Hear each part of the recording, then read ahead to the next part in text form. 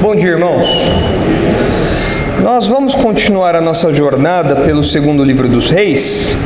Então vamos abrir lá em 2 Reis capítulo 5, para que nós finalizemos esse capítulo, que é agora aquela segunda etapa da história, aquele segundo bloco da história, onde Naamã é curado e agora Geazi sai da história contaminado de lepra, né?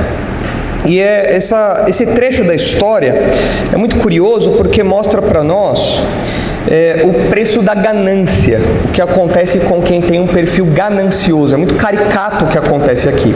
Eu não sei se os irmãos já viram esse filme que vai ser projetado aí, Aprenda-me se for capaz.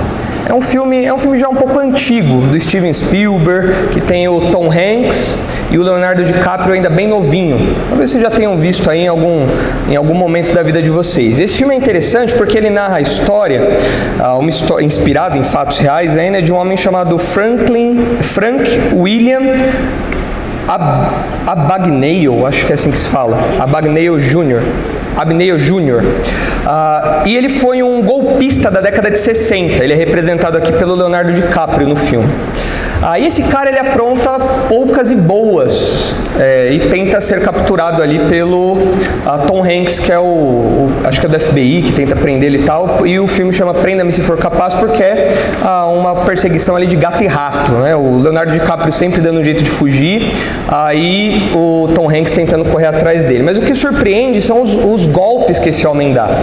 Eu me lembro, eu já vi esse filme anos atrás, mas eu me lembro especificamente de um golpe que o Leonardo DiCaprio ele falsifica cheques de uma companhia aérea, da Panam, que ele fingia ser piloto dessa companhia aérea. E ele falsifica cheques dessa companhia pegando aviõezinhos de plástico que eram vendidos nas lojas. Ele colocava esses aviõezinhos na banheira cheia de água quente, o adesivo descolava, o adesivo com o logo da empresa. Na década de 60 não tinha impressora, essas coisas que nós temos hoje, então o adesivo com o logo da empresa aérea descolava, ele falsificava o papel do cheque e ele colava o adesivinho do aviãozinho de plástico no cheque, ia lá no banco e compensava o cheque. Então ele ficou muito tempo fazendo isso. Aí vários outros golpes que aparecem no filme. Mas você vê essa crescente ao longo do filme que o cara não para de dar golpe. Toda hora é alguma coisa diferente. Toda hora ele se envolve em alguma maquinação, em alguma coisa ali por conta dessa ganância, dessa coisa que ele tem com ganhar recursos de modo ilícito ali. E no final, aí eu não vou contar o que acontece, os irmãos vejam o filme depois para eu não dar spoiler. Mas é muito legal esse filme. Eu gosto dos filmes do Tom Hanks, sou fã do Tom Hanks e gosto do Steven Spielberg. Então mistura os dois, é uma boa indicação aí se você quiser ver um filme na sexta-feira à noite. Nem sei, deve ter em algum streaming, Netflix, Amazon, deve ter em algum streaming, é muito legal. E a história que está diante de nós não é necessariamente de um golpista, ou é quase que um golpista, praticamente um golpista. É de um homem que, movido por ganância, acaba contando algumas mentiras para conseguir obter e proteger aquilo que ele obteve de modo bem questionável. E esse homem é Geazi. Pode passar para o próximo slide, Guimel? O texto que está aí diante de nós, que nós vamos estudar hoje, que começa a partir da segunda metade do versículo 19, diz o seguinte: a ganância conduz o homem ao pecado, à ruína e à rejeição no serviço a Deus. Em poucos versículos a gente percebe a ganância de Geazi e a gente percebe onde essa ganância vai levá-lo. É rápido. Até então, Geazi foi apresentado para nós como um discípulo dos profetas, como homem que estava ali ao lado de Eliseu, junto com os demais profetas, e nós não tínhamos motivo nenhum para suspeitar dele. Nós não tínhamos motivo para isso. Mas, em poucos versículos, o caráter desse homem é revelado para nós. O coração desse homem é revelado para nós. E a gente percebe, num espaço curto de tempo, numa velocidade surpreendente, como essa ganância ganância leva ao pecado, pecado em termos bem expressivos. Ele maquina um plano, ele executa aquele plano, ele tenta encobertar tudo aquilo que ele fez. Depois, ele é arruinado, o desfecho da história para Geazi é muito ruim, como nós já antecipamos nos estudos anteriores. Há uma inversão aqui na história, onde Naamã chega doente com lepra e sai curado, enquanto Geazi, que está saudável, vai embora doente. É o resultado da sua ganância. Mas o que mais impressiona é o fato desse homem, Geazi, estar perto de Eliseu, estar perto dos profetas e ser supostamente um servo de Javé. E então ele tem uma postura dessa, a gente fala, não é possível. Esperava-se que você tivesse uma outra postura, não essa que você teve aí agora. Você deveria ser um homem temente a Deus, fiel a Deus, não um homem que tem uma postura gananciosa como essa, ao ponto de mentir para Naamã, mentir para Eliseu para cobertar a sua primeira mentira, os seus ganhos ali ilícitos. E agora você, olha até onde você chegou. Então você tem no final uma rejeição completa no serviço a Deus. Geazi não serve para estar no cargo profético, junto com Eliseu, como sucessor de Eliseu, ou mesmo como um dos componentes ali, dos elementos da escola profética de Israel. Não dá. Então você tem uma rejeição completa. E nós percebemos, de modo muito marcado aqui na história, 3 etapas na queda de Geazi. Tudo começa com uma maquinação blasfema. Ele pensa, ele chega a uma conclusão, ele fala, acho que o Eliseu vacilou, eu acho que ele perdeu uma boa oportunidade, eu não vou perder essa oportunidade, eu vou atrás de Naamã e vou ver o que eu consigo tirar desse homem ali. Então tudo começa com uma maquinação blasfema. Nós vamos ver que essa é uma maquinação blasfema porque ele quase que chama Deus para ser testemunha do que ele vai fazer. Depois nós temos uma mentira crescente. Ele conta uma mentira para Naamã e depois o Eliseu, sabendo já o que tinha acontecido, pergunta para ele, ô Geazi, vem cá, onde você estava? E aí, para cobertar a primeira mentira, o que o Geazi faz? Conta uma outra mentira. E esse é o perfil do mentiroso.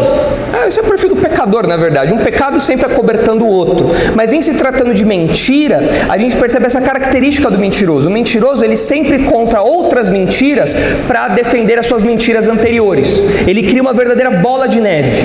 E nessa bola de neve ele se perde nisso e nós vemos ali essa mentira crescente.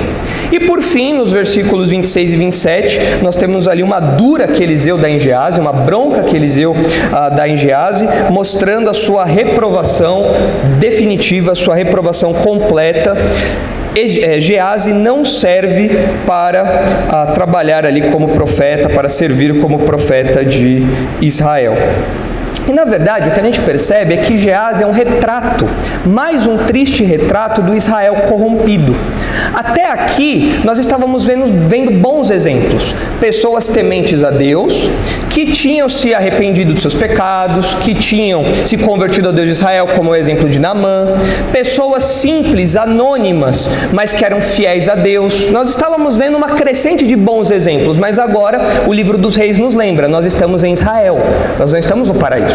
No meio de tantos exemplos de graça, Deus também mostra que existem pessoas passíveis do seu juízo ali, pessoas que recebem o juízo de Deus.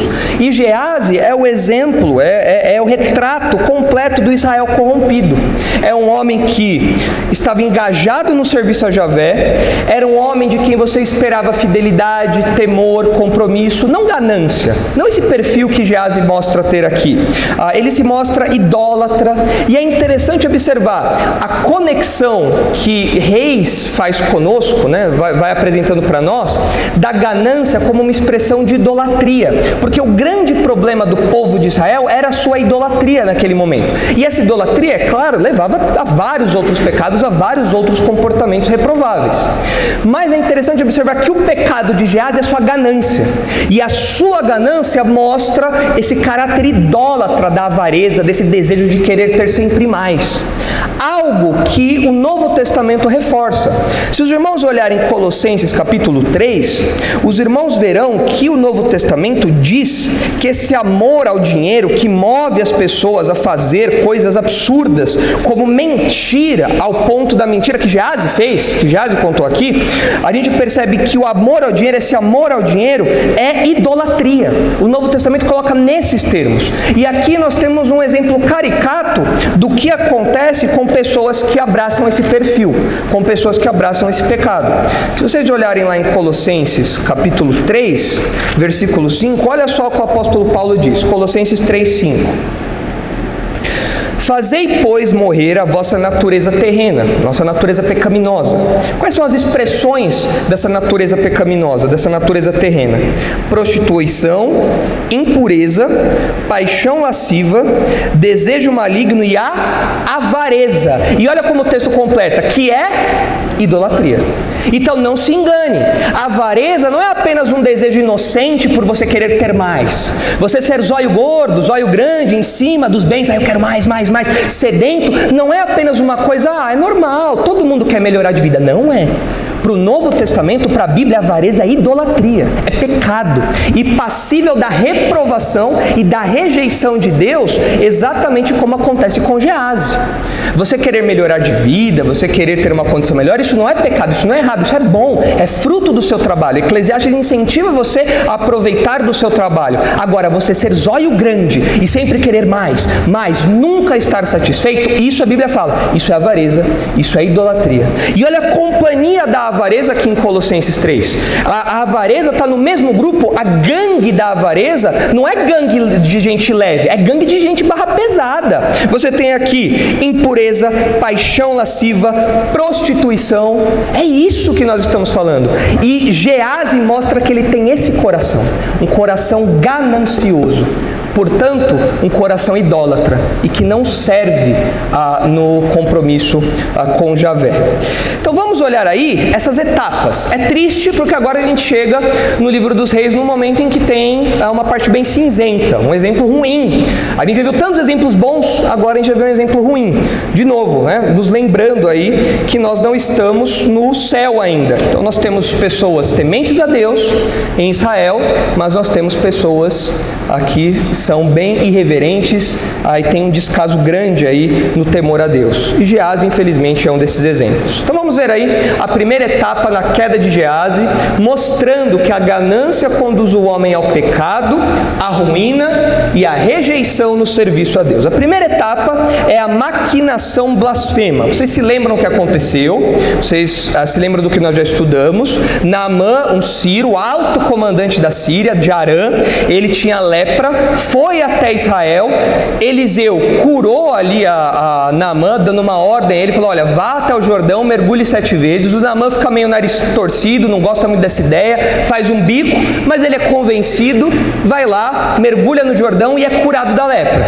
Ele volta para Eliseu e ele oferece a Eliseu alguns presentes. Nós vimos que ele levou presentes caros ali, algo aproximadamente em torno de 750 milhões de dólares, era muita grana que ao longo ali ou representado ali no ouro, na prata, nas roupas, tudo isso daí, o Eliseu poderia ter ganho, mas o Eliseu deixa claro que não é assim que funciona em Israel. Israel não age, os profetas de Israel, os profetas verdadeiros, não agem como os profetas pagãos, não agem como os idólatras, não é uma barganha, não é algo que você faz, um milagre que você recebe e em troca você dá dinheiro como se fosse uma operação comercial. É um ato gracioso de Deus. E Naamã Eliseu quer deixar isso claro para Naamã, mas Gease não concorda com isso. Então Naamã vai embora, e enquanto Naamã está indo embora, aqui nós temos essa primeira etapa da queda de Gease, que é a sua maquinação blasfema. Olha o que diz o texto aí no versículo 19, na parte B. Quando Naamã se tinha afastado certa distância, Gease, o moço de Eliseu, homem de Deus, disse consigo: eis que meu senhor impediu a este sírio Naamã que da sua mão se lhe desse alguma coisa do que trazia. Porém, tão certo como vive o Senhor, hei de correr atrás dele e receberei dele alguma coisa. Note alguns indicativos aí de como o Gease já está pensando. Ele se refere a Naamã como? Como que Gease se refere a Naamã? Quem é Naamã para Gease aqui? Este sírio. Não é um alto comandante, não é um homem que acabou de se converter ali, não é mais um servo de Javé, não, é este sírio Naamã. Essa expressão aqui, talvez ela estivesse um pouco carregada de um certo desprezo. Porque veja só, a gente acabou de ler no capítulo 5 também, que por meio de Naamã, Deus tinha dado várias vitórias à Síria e feito com que Israel tivesse perdido várias coisas.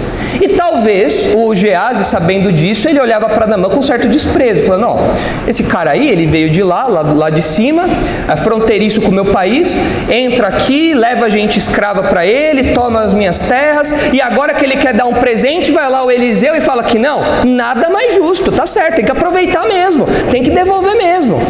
E aí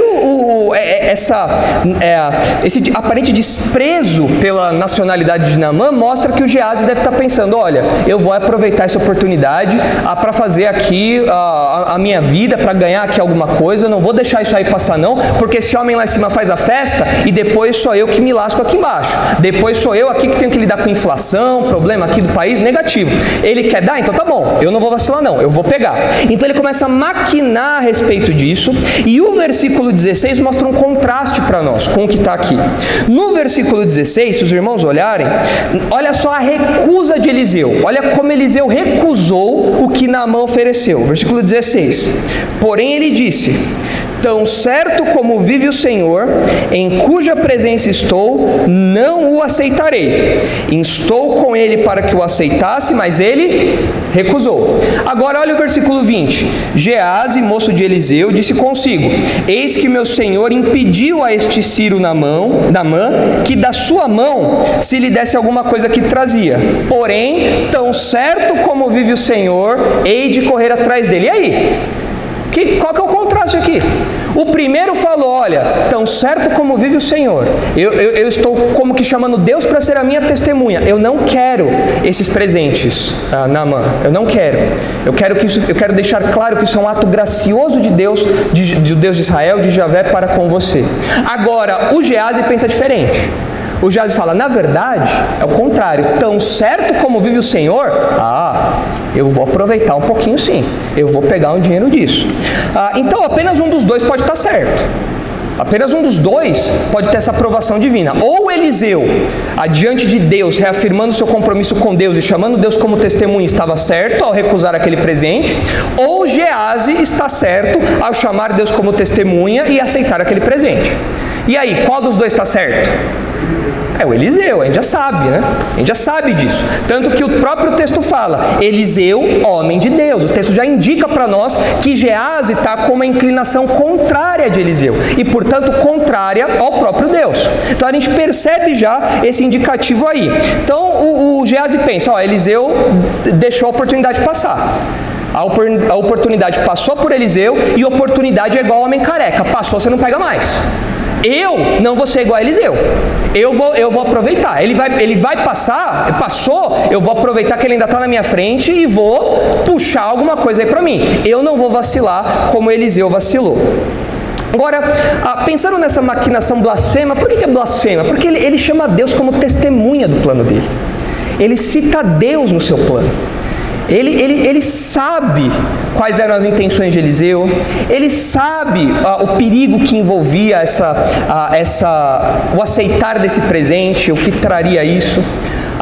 Ele conhece o próprio coração, ele sabe que ele está sendo movido por ganância aqui, mas ele ainda assim, de modo cara de pau, chama Deus como testemunha da sua maquinação. Por isso é uma maquinação blasfema, que blasfema a Deus, desrespeita a Deus, desonra a Deus. Como nós já vimos na semana passada, como eu já mencionei hoje também, o motivo da recusa, o possível motivo da recusa, que até fica mais claro no decorrer aqui do texto, o motivo da recusa de Eliseu, diante daqueles presentes de Naamã, era porque Eliseu não queria que Naamã pensasse que os profetas verdadeiros fossem como os falsos profetas. E fizessem curas, milagres em troca de bens materiais, como se fosse uma barganha. Possivelmente é isso, as palavras de Eliseu ao final deixam isso mais claro também. Se trata de um ato gracioso de Javé. Mas para Geazi não é assim. E o problema é que isso faz com que Geazi se assemelhe muito a um falso mestre. E o perfil do falso mestre é desenhado no Novo Testamento como alguém que é movido por ganância e usa o nome de Deus para isso. Olha só o que diz 1 Timóteo capítulo 6. Olha como o apóstolo Paulo descreve ali alguns comportamentos do falso mestre e associa o falso mestre a um comportamento ganancioso, ou um comportamento ganancioso ao falso mestre. Olha o que diz 1 Timóteo 6. A ganância de Geazi fez com que ele se assemelhasse a um falso mestre. Exatamente o que Eliseu queria evitar que se passasse na cabeça de Naamã. Olha lá, 1 Timóteo, capítulo 6, versículo 3. Olha só o que diz. Preste atenção aí na descrição que Paulo faz a Timóteo sobre o comportamento do falso mestre e sobre as intenções desses homens. Olha só. Se alguém ensina outra doutrina e não concorda com as sãs palavras de nosso Senhor Jesus Cristo e com o ensino segundo a piedade, é enfatuado, nada entende, mas tem mania por questões e contendas de palavras, de que nascem inveja, provocação, difamações, suspeitas malignas, altercações sem fim, por homens cuja mente é pervertida e privados da verdade, supondo que a piedade é fonte de lucro. Olha só esses homens. Eles têm um comportamento terrível e eles olham para a piedade, eles olham para o cristianismo e veem no cristianismo uma fonte de dinheiro. Opa, achei aqui uma mina de ouro. Achei aqui um lugar, um povo, um grupo em que eu posso extrair tudo o que eu quiser deles. É isso que se passa na mente desses homens. E aí o apóstolo Paulo diz o seguinte no versículo 6, de fato, até com um certo tom de ironia aqui, de fato, grande fonte de lucro é a piedade, mas aí ele complementa, com o contentamento. O contentamento é o que tempera a relação do verdadeiro mestre, do crente, com os bens materiais. Você não se torna cristão para ser mais rico. E você não faz como os falsos mestres aqui faziam, de usar a fé cristã como veículo para enriquecer. Paulo fala, não é assim. O crente se guia pelo contentamento. Esse é o lucro. Isso é o que baliza o lucro, a visão de lucro que o cristianismo traz ao crente. Porque nada temos trazido para o mundo, nem coisa alguma podemos levar dele.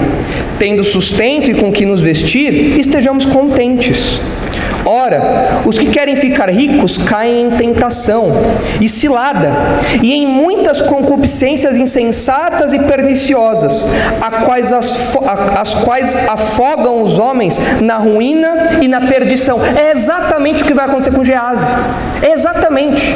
É impressionante você ver como o ensino sobre a ganância é caricato. É um perfil definido, sem tirar nem pôr. O que acontece com Geazi é o que acontece com os falsos mestres aqui. São pessoas que, movidos por esse desejo sem fim de ficar rico, de fazer a vida, de ter o luxo e tudo mais, são pessoas que caem em pecados cada vez mais fundos. São pessoas que são destruídas, são pessoas que, como o texto diz, se afogam na ruína e na perdição. É um retrato de desgraça o que acontece aqui. Versículo 10. Porque o amor do dinheiro é raiz de todos os males. Talvez uma possível tradução aqui seja que o amor ao dinheiro é a raiz de todos os tipos de males. Paulo está falando, olha, o amor ao dinheiro é a raiz de muitos outros pecados. Você começa com uma ganância, você começa com esse amor ao dinheiro, e então vem uma onda de pecados atrás. Vem a mentira, como Geazi. Vem o engano, vem o falso testemunho, vem uma série de outros pecados, a imoralidade, uma série de outros pecados vem junto com essa ganância aqui. E Paulo fala, cuidado, o amor ao dinheiro é a raiz de males sem fim, de todo tipo de perversidade. E alguns nessa cobiça, Paulo continua, e alguns nessa cobiça se desviaram da fé e a si mesmos se atormentaram com muitas dores. No caso de Geazi, mais uma vez, isso é literal. Qual é a dor que Geazi amarga ao final do capítulo? Lepra. E não apenas dele, por toda a vida, mas lepra em seus descendentes. Ele desgraça a vida de toda a sua família. Então nós precisamos retomar a visão bíblica sobre a ganância em dias em que ser ganancioso é visto como algo bom. As pessoas olham a ganância hoje como determinação. Você quer lá, e você quer, e você consegue, e você determina, e você é uma pessoa forte, e você tem que pensar nisso, pense em dinheiro, se a conta vai... As pessoas, elas gourmetizaram a avareza. As pessoas gourmetizaram, neologismo a gente inventa, depois não consegue falar, né? Gourmetizaram a ganância. E os falsos mestres da teologia da prosperidade já fazem isso há muito tempo já. Os falsos profetas da antiguidade faziam isso há muito tempo já. Paulo cita esses homens aqui. E nós temos que ficar espertos. O destino de um homem ganancioso é o destino de Gease, é o destino desses homens que Paulo fala aqui em 1 Timóteo capítulo 6. Para ilustrar isso para os irmãos, eu trouxe aqui alguns dados de uma publicação da revista Forbes. A Forbes faz essas pesquisas de patrimônio, valor que as pessoas têm, né, de patrimônio. E em 2013 foi publicada uma notícia falando sobre os pastores mais ricos do Brasil. Então eu quero ver se os irmãos estão bons aí de estatística, de estimativa, melhor dizendo. Estatística não, de estimativa. Para ver se os irmãos acertam aí o patrimônio estimado de alguns personagens que nós conhecemos do contexto evangélico brasileiro. E são falsos mestres que incorrem exatamente na descrição de 1 Timóteo. Olha só, primeiro lugar, quem que cabe essa lista? Edir Macedo, é claro, né? É óbvio, né? Quem chuta o patrimônio dele? Vamos lá, em dólares, quanto? 150 milhões? Muito mais. Quanto? 2 bilhões de dólares? Calma, não é para tanto. Ele não tinha investido em Bitcoin ainda. 2 bilhões de reais. Isso na época, né? Aqui na tabela que eu tenho, em 2013 o patrimônio dele era estimado em 950 milhões de dólares. Levando que o dólar devia estar mais ou menos aí uns 2 e pouco, então mais ou menos uns 2 bilhões e pouco. Dá para encher um tanque de gasolina. Meio tanque depois do aumento que teve essa semana, né? É muito dinheiro, né? É muito dinheiro, muito dinheiro. Segundo lugar, quem arrisca? Valdemiro Santiago. Qual é o patrimônio dele? Igreja Mundial do Poder de Deus. Qual é o patrimônio dele? Vamos lá, quem chuta? Em dólares. Ele é mais humilde, né? Quanto? 1 milhão? 1 bilhão? Não. 1 bilhão de dólares? Não. Quanto? 400 milhões de dólares? Não. Ele é mais humilde. 400 milhões de reais? É isso aí. 220 milhões de dólares. Na época, mais ou menos 400 milhões de reais. É um dinheirinho, né? Acho que resolveria alguns problemas da minha vida isso. Né? Acho que daria para fazer uma compra do mês, daria para comprar uma casinha ali, acho que daria para resolver alguma coisa. Terceiro lugar. Aqui esse terceiro lugar, para variar, deu polêmica. Aí escreveu para Forbes, processou a Forbes, fez um escândalo, falou que não era nada disso, mostrou documento, falou que ele não tinha tudo isso daí, falou que o patrimônio dele era 3% do que está escrito aqui. Quem? Malafaia. Silas Malafaia. Patrimônio aí de 150 milhões de dólares. É o que diz a Forbes. Eu não sou da Receita Federal, não sei dizer se isso é verdade ou não. O Silas Malafaia fala que não e a Forbes se desculpou, porque realmente ele mostrou os documentos lá e é um patrimônio apenas de 3% disso aqui.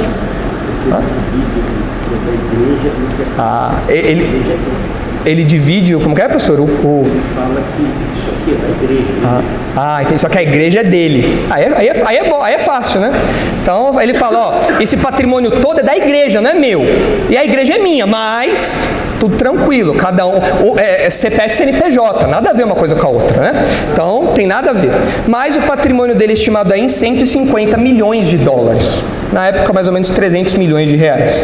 Em quarto lugar, R.R. Soares, Igreja Internacional da Graça de Deus, com 125 milhões de dólares, mais ou menos 250 milhões de reais. Em quinto lugar, ao pessoal da Igreja Renascer, o Estevão e a Sônia Hernandes, com um patrimônio humilde, de 65 milhões de dólares. Humilde. Tá? Esses homens, eles são gananciosos? Eles se aproveitam da fé para ganhar dinheiro? Eles estão fazendo como Gease fez aqui, como os falsos profetas fazem, como a 1 Timóteo 6 descreve? Estão. Agora, o que nos consola, porque nós vemos as pessoas dando dinheiro. Muitos aqui talvez tenham dado muito tempo dinheiro para o Edir Macedo, para o Valdemiro, tenha lá nas campanhas, tenha feito tudo isso durante muito tempo. E a gente fica indignado, a gente fala, não é possível que esses homens não sejam pegos, não é possível que esses homens não sejam presos, isso daí é um absurdo o que eles fazem, o jeito como eles enganam as pessoas. O que nos consola é saber que cedo ou tarde o juízo sobre esses homens chegará. Olha o que diz 2 Pedro capítulo 2. 2 Pedro capítulo 2, são falsos mestres esses homens. E infelizmente nós estamos vendo Geazi se assemelhando a esse grupo. Não dá para defender Geazi, o que ele faz, o que ele vai fazer, não tem condição. Era justamente o que Eliseu queria evitar e Geazi vai lá de encontro para isso. Mas olha o que diz aí, 2 Pedro capítulo 2, versículo 1 a 3. Olha só, o que nos consola é que a condenação, o juízo desses homens não tarda, um dia vai chegar, vai chegar. Olha só 2 Pedro 2. Assim como no meio do povo surgiram falsos profetas, assim também haverá entre vós falsos mestres, os quais introduzirão dissimuladamente heresias destruidoras, até o ponto de renegarem o soberano Senhor que os resgatou, trazendo sobre si mesmos repentina destruição. Só uma notinha, essa informação aqui de renegar o soberano Senhor que os resgatou, a palavra resgatar aqui não diz respeito à salvação espiritual, diz respeito a um resgate do modo de vida mundano, do comportamento mundano daqui. Se os irmãos olharem o versículo 20, os irmãos perceberão isso. Olha só o versículo 20. Portanto, se depois de terem escapado das contaminações do mundo mediante o conhecimento do Senhor e Salvador Jesus Cristo, se deixam enredar de novo e são vencidos, tornou-se o seu último estado pior do que o primeiro. Ou seja, eram pessoas que conviveram ali na igreja, mas acabaram negando tudo e voltaram para um estilo de vida totalmente pecaminoso. É desse perfil que nós estamos falando aqui. Não é de crentes que perderam a salvação, nada disso. Olha o versículo 2. E muitos seguirão as suas práticas libertinas, e por causa deles será infamado o caminho da verdade. Também, movidos por avareza, farão comércio de vós, com palavras fictícias. Para eles, o juízo lavrado a longo tempo não tarda, e a sua destruição não dorme. Olha o versículo 14. Esses homens têm os olhos cheios de adultério e são insaciáveis no pecado, engodando almas inconstantes, tendo o coração exercitado na avareza, filhos malditos. Eu acho interessante essa descrição que Pedro faz. Eles têm o coração exercitado na avareza. Eles vão na academia da avareza. É isso que Pedro está falando aqui. Olha, eles malham a avareza deles. A avareza deles é uma avareza treinada.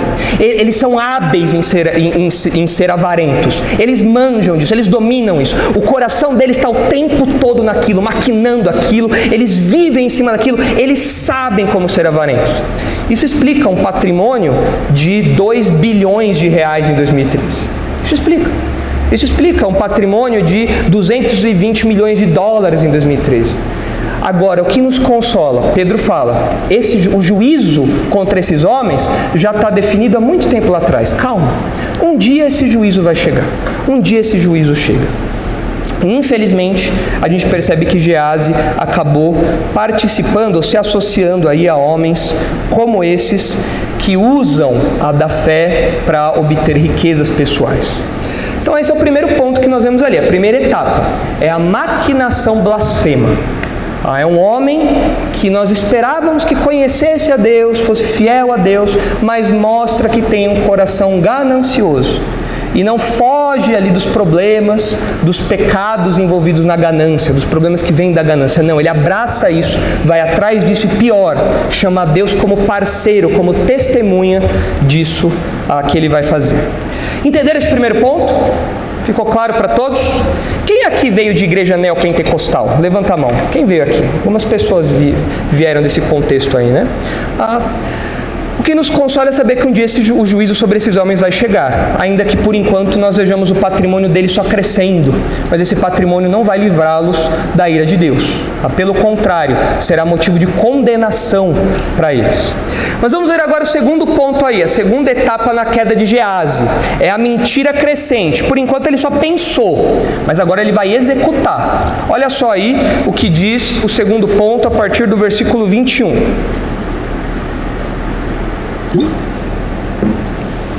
A mentira crescente, versículo 21. Então foi Geazi em alcance de Naamã. Naamã, vendo que corria atrás dele, saltou do carro a encontrá-lo e perguntou: vai tudo bem? Ele respondeu: tudo vai bem. Meu senhor me mandou dizer: eis que agora mesmo vieram a mim 2 jovens, dentre os discípulos dos profetas da região montanhosa de Efraim. Dá-lhes, pois, 1 talento de prata e 2 vestes festivais. Quais foram as mentiras que Geazi contou aqui? Tem pelo menos 2 aqui. Primeira, quem foi que mandou ele? Eliseu. Eliseu mandou ele? Não. Então já começou aí. Ele já envolveu Eliseu na bagunça ali. Ele envolveu Eliseu na mentira. Por quê? Se eu contar uma mentira falando que foi Eliseu que mandou, então o Naamã vai falar: opa, ele mudou de ideia. Então agora, claro, né? A Eliseu me ajudou, uma mão lava a outra, eu vou ajudar agora a Eliseu, não tem problema. Então ele chama Eliseu para a mentira dele. Qual outra mentira que ele contou?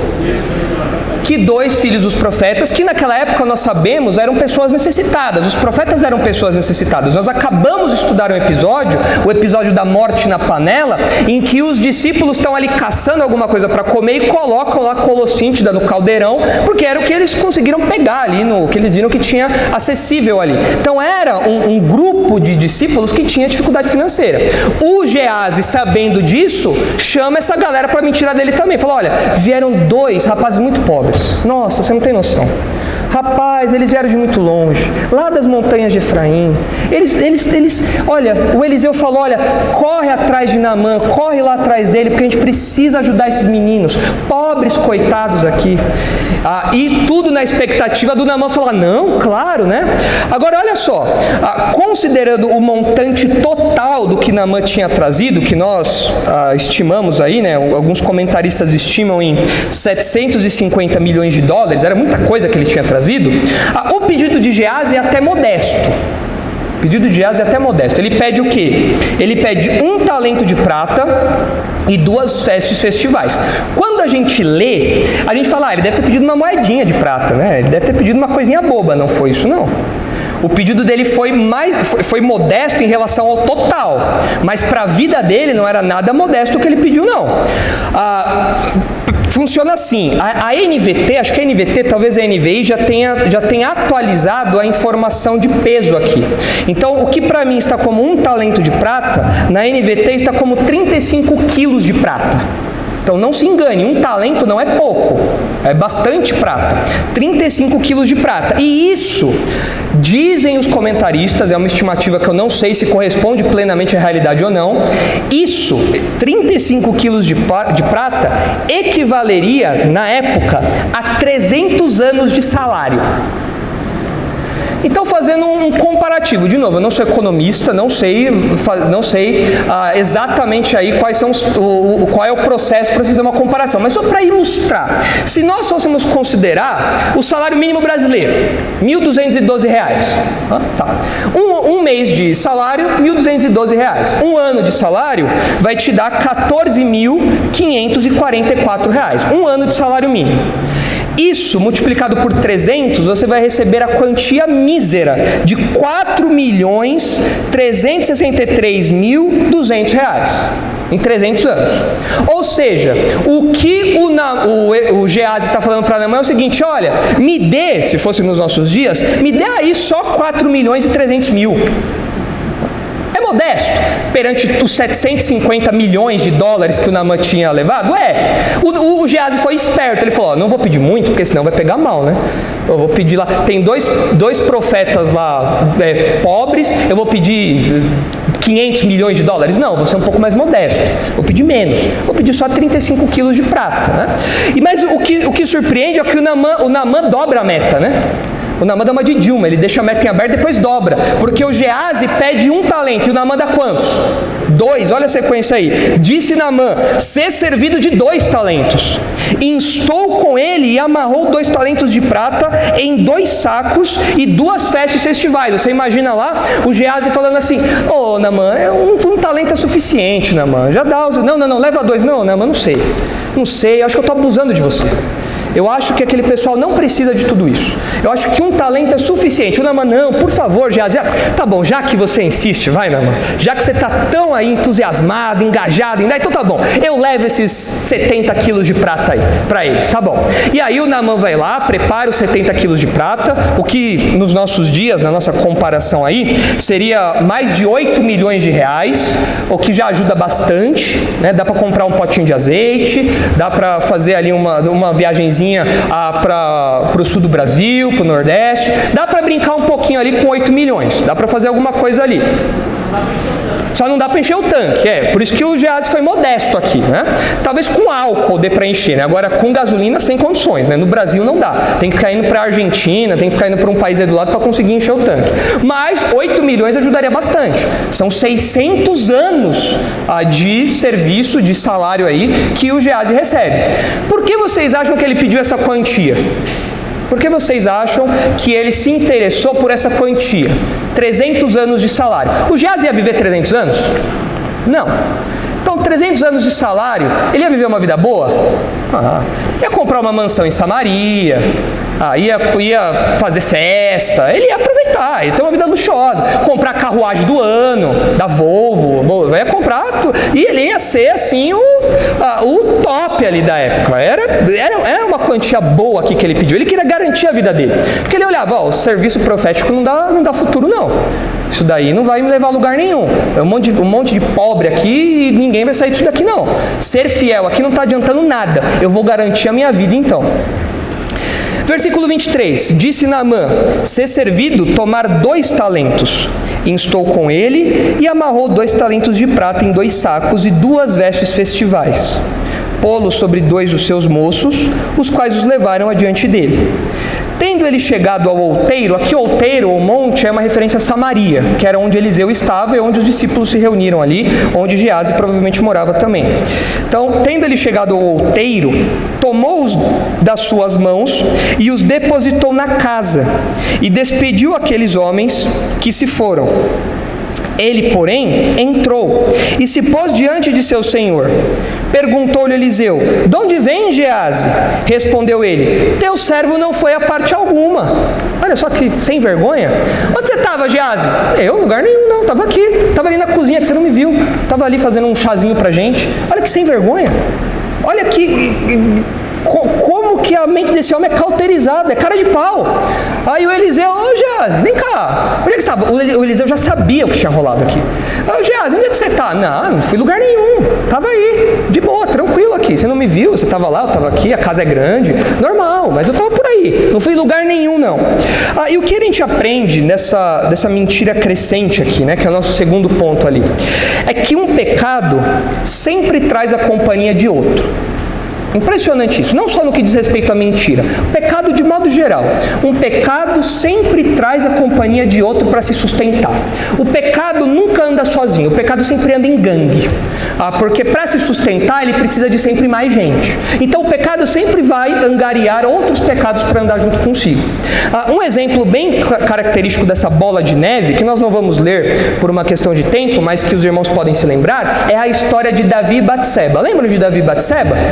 Batseba, casada com Urias, Davi, rei de Israel ali. A gente vê em 2 Samuel 11 uma série de pecados que vão se colocando ali na vida de Davi, virando uma verdadeira bola de neve, mostrando que o pecado nunca vem sozinho.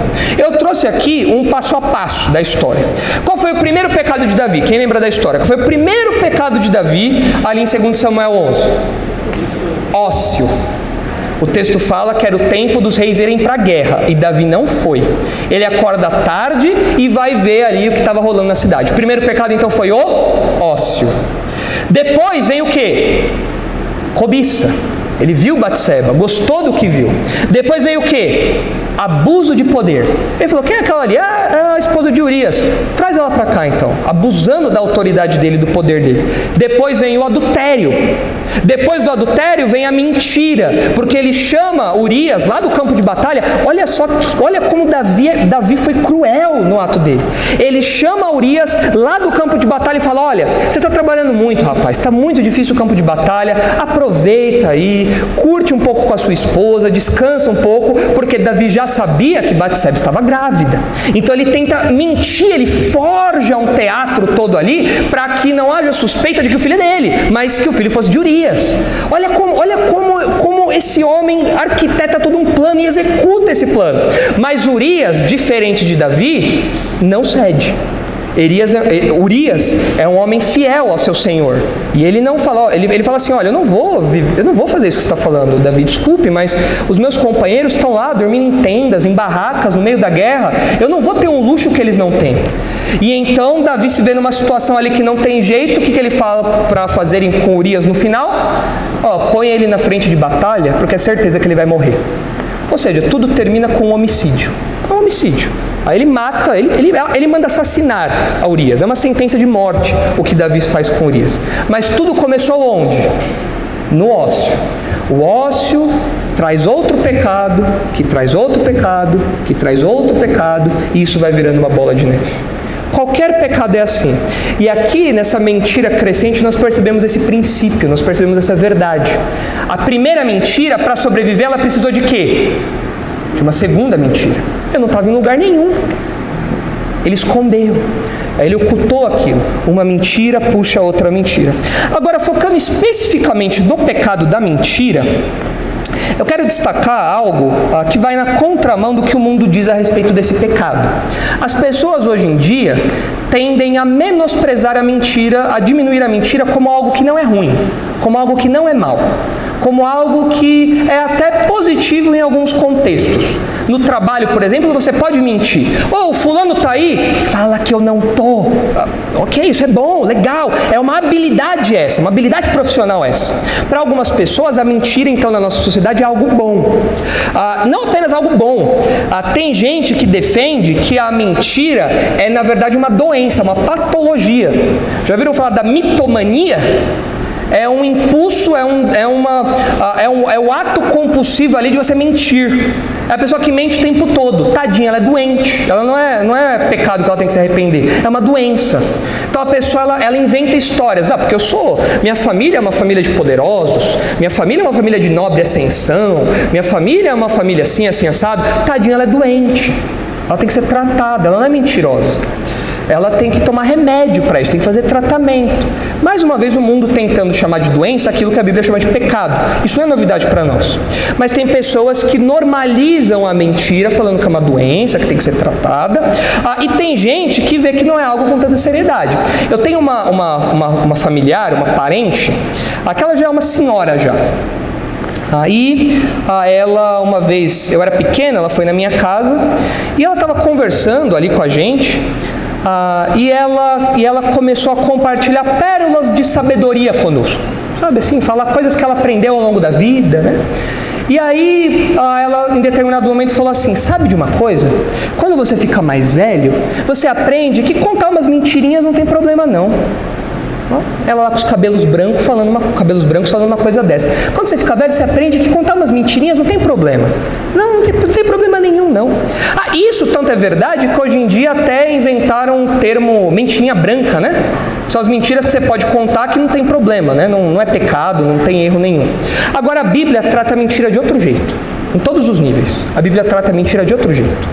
A Bíblia trata a mentira como algo que tem que ser repudiado. Doutrinas mentirosas têm que ser reprovadas. Não são apenas outras visões que nós temos que respeitar, não, são doutrinas mentirosas, têm que ser combatidas. No relacionamento interpessoal, como acontece aqui, Geazi mentiu para o chefe, Geazi mentiu para o seu senhor, Geazi mentiu para o seu irmão. Nos relacionamentos interpessoais, a mentira não pode ter lugar também. Olha só o que diz Efésios capítulo 4. É triste ter que falar isso para uma igreja, mas foi o que Paulo fez em Efésios e em Colossenses. A mentira não tem que ter espaço no meio de vocês. Vocês são o povo da verdade, não o povo da mentira. Vocês não podem ter nenhum tipo de amizade, nenhum tipo de relacionamento com a mentira em qualquer nível. Em qualquer nível. Mentir para o pai, mentir para a esposa, mentir para o marido. Não dá. É incompatível a mentira com a fé cristã. Nos relacionamentos interpessoais, então, isso é inconcebível. Olha o que diz aí Efésios 4, 25. Por isso, deixando a mentira, fale cada um a verdade com o seu próximo, porque somos membros uns dos outros. Se você é mentiroso, se você fica contando histórias para se exaltar, para esconder os seus erros, se você tem esse perfil, pare imediatamente. Não pode, não dá. Fale a verdade, porque nós somos membros uns dos outros. É uma unidade que tem isso aqui. A mentira ataca essa unidade. Nós somos o povo da verdade. Paulo fala a mesma coisa em Colossenses 3:9 também. Nós não vamos ler ali agora, mas é a mesma coisa. Pare de falar a mentira e fale a verdade. Até mesmo nós, como crentes, nos preocupamos com fake news. Essa tendência que nós vemos aí agora de espalhar notícias mentirosas pela internet, grupos de WhatsApp, nós, como crentes, nos incomodamos até com isso, porque nós somos o povo da verdade. Nós divulgamos e disseminamos a verdade, não a mentira. E é interessante observar como Jesus associa a mentira ao diabo. Olha só o que diz João capítulo 8. Por que nós, como crentes, não podemos imitar Gease e abraçar a mentira? Olha o que diz aí, João capítulo 8. No meio do embate que Jesus tem com as autoridades ali, que desacreditam a Jesus, que não creem em Jesus, que dizem que Jesus é mentiroso no que ele está afirmando, olha só o que Jesus diz em João 8, 44. Vós sois do diabo, que é vosso pai. Aqui, se fosse nos nossos dias, Jesus seria acusado de falta de amor. Fala, nossa, onde já se viu falar que alguém é filho do diabo? Não, isso não é politicamente correto. Jesus não está nem aí para isso. Ele fala, vocês são filhos do diabo. E quereis satisfazer-lhes os desejos. Ele foi homicida desde o princípio e jamais se firmou na verdade, porque nele não há verdade. Quando ele profere mentira, fala do que lhe é próprio, porque é mentiroso e pai da mentira. Ele é caracterizado pela mentira. E se você é uma pessoa mentirosa, você está imitando o próprio diabo. Você está tendo uma atitude satânica. Ele é o pai da mentira. Ele é aquele que desde o princípio mentiu, enganou, matou Adão e Eva, colocando o pecado, trazendo o pecado e a morte à nossa realidade. Esse ser aqui, ele é caracterizado pela mentira. E quando nós mentimos, nós parecemos um pouco mais com o diabo. Seja uma mentira branda, que tecnicamente não faz mal a ninguém, seja uma mentira maior, uma sonegação, qualquer coisa do tipo. Qualquer tipo de mentira nos aproxima mais do diabo e não do Espírito da verdade, que é como o Espírito Santo é chamado no Novo Testamento também. Outro detalhe, em Apocalipse 22, os irmãos percebem que os perdidos, as pessoas que não têm a Deus, as pessoas que são condenadas ao fogo eterno, essas pessoas são caracterizadas pelo amor e pela prática da mentira. Olha o que diz Apocalipse 22, 14. Essas pessoas não apenas praticam a mentira, como elas amam a mentira. E é impressionante como tem gente que ama a mentira. É gente que fica sedento por mentir, às vezes mente sem motivo. A pessoa mente de graça. Ela mente só por mentir. Por quê? Porque ela ama mentir. Ela ama a mentira e a prática da mentira. Olha só o que diz aí Apocalipse 22, versículos 14 e 15. Bem-aventurados aqueles que lavam as suas vestiduras no sangue do Cordeiro, para que lhe assista o direito à árvore da vida, e entrem na cidade pelas portas. Aqui são os crentes, aqueles que já se arrependeram dos seus pecados e creram em Jesus como Salvador. Essas pessoas foram lavadas, purificadas, e agora vão participar da vida eterna. Versículo 15. Fora ficam os cães, os feiticeiros, os impuros, os assassinos, os idólatras e todo aquele que ama e pratica a mentira, em suas mais variadas formas. Mentira doutrinária, mentira dos relacionamentos, tudo. E olha a gangue, mais uma vez, olha a gangue da mentira. Quem é a gangue da mentira? Quem são os gangsters da mentira? Você tem os feiticeiros, os impuros, os assassinos, os idólatras. Se você é mentiroso, essa é sua turma. Essa é a sua gangue. Em qualquer nível que você minta, essa é a sua gangue. Então nós, como crentes, nós não mentimos como Geazi fez.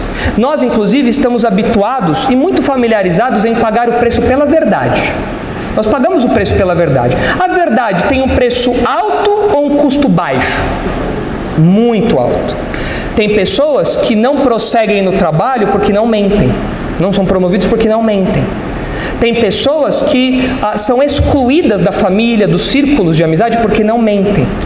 Nós, como crentes, estamos familiarizados em pagar o preço pela verdade. No trabalho, na escola, na faculdade, no trabalho, na igreja. Nós não escondemos quando nós falhamos com os nossos irmãos. Admitir um pecado contra o irmão é algo que é custoso para nós? É algo que nos envergonha. Mas nós pagamos o preço pela verdade. Nós não escondemos, como Geazi tenta fazer aqui. Então nós, como crentes, focando aqui no pecado da mentira, nós não podemos ter o comportamento como Geazi teve, e nós não podemos fazer como o mundo faz. A mentira é algo muito sério na Bíblia, e nós devemos olhar para esse pecado com essa seriedade também. E então nós terminamos aí o segundo ponto, essa mentira crescente. E o texto termina mostrando aí para nós a reprovação definitiva de Geazi. Olha só o que diz o texto ali, últimos 2 versículos. Porém ele lhe disse: porventura não fui contigo em espírito. O texto literalmente fala em meu coração. Porventura não foi contigo em espírito quando aquele homem voltou do seu carro a encontrar-te? Era isto ocasião para tomares prata e para tomares vestes, olivais e vinhas, ovelhas e bois, servos e servas? Nós não sabemos ao certo como que Eliseu tomou conhecimento disso. O fato é que foi algo sobrenatural. De alguma maneira, isso foi revelado a Eliseu. Aí Eliseu soube dos detalhes disso. Ele dá esses detalhes a Geazi. Olha, eu sei que Naamã voltou, eu vi o que você fez ali, eu estou ciente de tudo isso que aconteceu. E quando o texto fala aqui sobre prata, vestes, olivais, vinhas, ovelhas, bois, servos e servas, Eliseu está confirmando a nossa tese de que Geazi queria uma vida boa, porque com o dinheiro que ele conseguiu, com a prata que ele conseguiu de Naamã, ele poderia comprar tudo isso aqui. Então Eliseu está falando, olha só, com essa quantia poderia comprar para você. Ou seja, ele teria uma vida confortável, uma vida luxuosa. E notem que a repreensão de Eliseu não é quanto à riqueza em si. Eliseu não tinha problema com o objeto em si, com a prata em si. Não era esse o problema. O texto fala, era isto ocasião para você fazer isso? Qual que é a preocupação de Eliseu? Mais uma vez, é que Geazi se aproveitou daquela oportunidade para se enriquecer, sendo que na verdade ele se associou a um comportamento que Eliseu não queria se associar. Nós somos diferentes, Geazi. Entra, põe isso na tua cabeça. Nós não operamos as coisas, não servimos a Deus como os outros homens fazem, como os falsos mestres fazem, como os falsos profetas fazem. Nós não fazemos barganha das coisas de Deus. O que aconteceu com Naamã foi um ato gracioso, e você foi lá e se aproveitou dessa ocasião para enriquecimento pessoal. Isso está errado, Geazi. Você errou no que você fez. Você se mostrou um mercenário. Foi isso que você fez. Você agiu como um mercenário. E olha o que acontece. Versículo 27, reprovação definitiva. Portanto, a lepra de Naamã se pegará a ti e a tua descendência para sempre. Então saiu de diante dele leproso, branco como a neve. Há um tom de ironia aqui. Geazi, você não gosta de pegar as coisas? Então pega isso aqui também. Você gosta de pegar prata, gosta de pegar roupa, você vai pegar mais uma coisa de Naamã. Você pegou várias coisas de Naamã, não é? Legal, né? Você vai pegar mais uma coisa. Sabe o que você vai pegar de Naamã?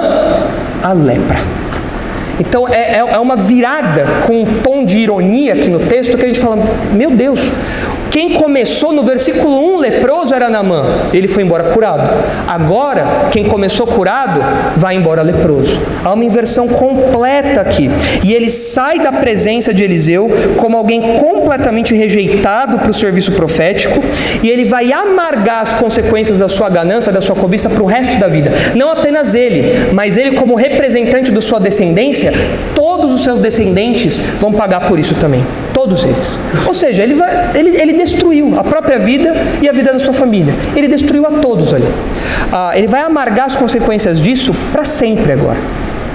E, na verdade, a gente percebe que até hoje é assim. o ganancioso, ele amarga consequências da sua ganância, da sua cobiça para o resto da vida. Ele se envolve em coisas erradas que trazem consequências para ele, e ele amarga isso pelo resto da vida. A família dele abandona ele por conta da ganância, e ele amarga isso pelo resto da vida.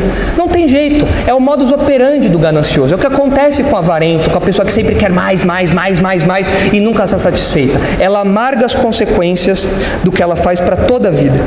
Então a história do capítulo termina com essa inversão. O doente é curado, o são fica doente.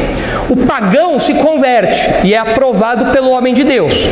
O servo dos profetas é reprovado por Eliseu, ou seja, ele não serve para o serviço profético, ele é reprovado. A obediência é honrada, como no caso de Naamã, mas a desobediência é condenada. E quando a gente olha para essa reprovação definitiva, a gente percebe que é verdadeiro aquele provérbio popular que fala que a mentira tem perna curta. A mentira é baixinha, né? Ela tem perna curta. Ela não consegue fugir durante muito tempo. É verdade isso. Por quanto tempo Geazi conseguiu esconder as mentiras dele? O texto não fala quanto tempo, mas foi pouco. Porque logo ele já foi revelado e foi condenado, foi reprovado por isso, né? E o fato de Eliseu ter um conhecimento sobrenatural do que aconteceu ali, o que estava longe do seu alcance, né, do alcance dos seus olhos, nos lembra da história de Ananias e Safira, que nós já estudamos anos atrás com o pastor Marcos em Atos 5. Vocês se lembram desse casal? Esse casal tinha um terreno, vendeu o terreno, como todos os crentes ali da época estavam fazendo, e eles pegaram uma parte para si e deram uma parte para a igreja. E até aí não teria problema nenhum eles fazerem isso. Mas qual que era o problema? O que eles falaram? A gente deu tudo. Olha como nós somos piedosos. Nós demos todo o nosso dinheiro aqui do terreno. Mas eles estavam mentindo. E em Atos 5 é interessante que Pedro fala: vocês mentiram a Deus. Vocês mentiram para o Espírito Santo.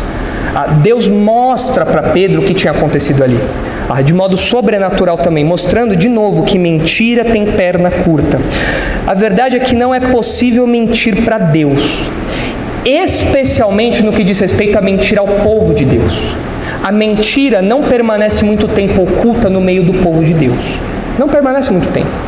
Logo a mentira chega. Ela pode permanecer um tempo. Você pode ocultar alguma mentira aqui no meio do povo de Deus. Você pode fazer isso por um tempo. Mas a algum momento essa mentira vem à superfície. A algum momento essa mentira vem à tona. Às vezes não é nem de modo sobrenatural, como aconteceu com Pedro, como aconteceu aqui com Eliseu. Às vezes é de modo acidental até. A pessoa ela não percebe e ela dá uma deixa e você fala: opa, isso aí está estranho. Ela falou isso, mas ela disse outra coisa lá atrás. E a pessoa tenta se explicar e o que ela faz? Ela chama outra mentira. E uma hora essa bola de neve não tem mais como ela esconder. E ela percebe então que já era, agora tudo está revelado. A gente percebe isso. Os irmãos que vieram de outras igrejas aqui, que tinham escândalos e que a liderança tentava ocultar, uma hora esses escândalos vêm à tona, não adianta. Não se pode mentir contra Deus e Deus não permite que a mentira perdure no meio do seu povo. É mais fácil você mentir para a Receita Federal e se safar do que você mentir para Deus e se safar. Com certeza, não tem dúvida, você não vai se safar. A mentira não perdura no meio do povo de Deus. Não adianta, não tem como fazer. Não tem como fugir disso. Então, se você é alguém que está ocultando algo na sua casa, no seu trabalho, aqui na igreja, ocultando algo, mentindo algo para o povo de Deus, esteja alerta. Esteja alerta. Deus sabe de tudo, Ele está vendo tudo, e uma hora essa mentira virá à superfície e vai acontecer com você o que aconteceu com Geazi. Não necessariamente a lepra, mas olha a nossa mensagem central ali. A ganância conduz o homem ao pecado, a ruína e a rejeição no serviço a Deus. Isso é uma regra. Isso acontece. Se não agora, em algum momento. Se não aqui, na eternidade. Como Pedro fala, o juízo desses homens gananciosos já está marcado desde há muito tempo. Então cuidado, não brinque com a ganância, não brinque com a cobiça, não brinque com a mentira. São pecados muito sérios e que Deus traz juízo sobre esses homens, como aconteceu com Geazi. E ele é totalmente reprovado no serviço a Deus. E então nós terminamos o capítulo 5 aí de 2 Reis, contando a história de Naamã e a história de Geazi. maquinação blasfema, mentira crescente e reprovação definitiva. 3 etapas na queda de Gease. Se você se identifica com Gease e você fala, olha, eu estou igualzinho a ele, eu sirvo as riquezas são o meu ídolo, são o meu Deus. Você tem que se lembrar das palavras de Jesus, não dá para servir a 2 senhores. Ou você serve a Deus, ou você serve as riquezas. Se arrependa da sua idolatria e volte-se a Deus, Ele vai te ouvir. Agora, se você continuar nesse caminho, não espere outro destino, senão uma reprovação completa, uma reprovação definitiva. E na próxima ocasião, então, nós iniciamos aí o estudo do capítulo 6, onde nós temos aí mais algumas histórias focadas nesse grupo aí dos discípulos dos profetas.